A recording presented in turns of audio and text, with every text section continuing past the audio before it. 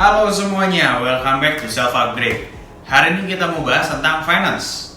Bahasan kali ini dari topik financial recovery during economic turbulence. Bahasan lebih tepatnya tuh tentang seperti apakah perusahaan yang dikategorikan sebagai perusahaan yang lagi kena financial trouble.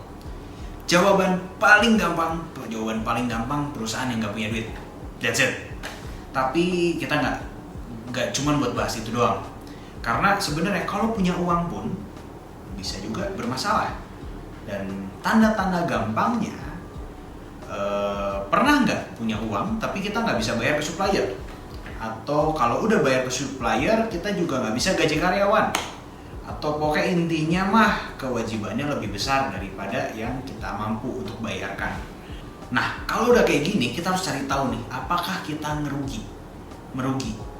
Karena bisa aja makin banyak kita jual, malah makin rugi. Ya, buat yang pernah ngelewatin pasti tahu itu. Atau bisa juga memang cash flow kita yang memang nggak lancar. Jadi kita nggak tahu perusahaan kita sehat atau enggak, ya nggak? Pasti penasaran dong, apa parameter untuk tahu perusahaan kita sehat atau enggak? Pertama-tama kita harus punya dulu laporan keuangan. Kenapa? Karena bisa aja kita profit kalau cuma ngitung penjualannya aja, tapi ternyata secara keuangan atau kalau kita pas lagi udah akhir-akhirnya uangnya tuh nggak ada atau kurang aja.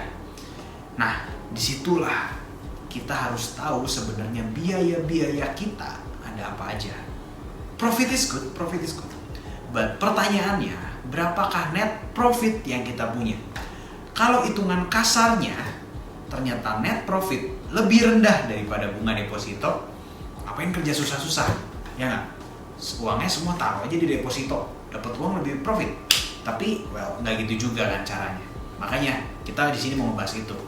Kita yang udah komit untuk berusaha, karena memang kita udah tahu juga di bisnis itu kita mungkin bulan ini kita dapat uang sebesar kurang lebih UMK, misal UMK Bandung kan 3 jutaan.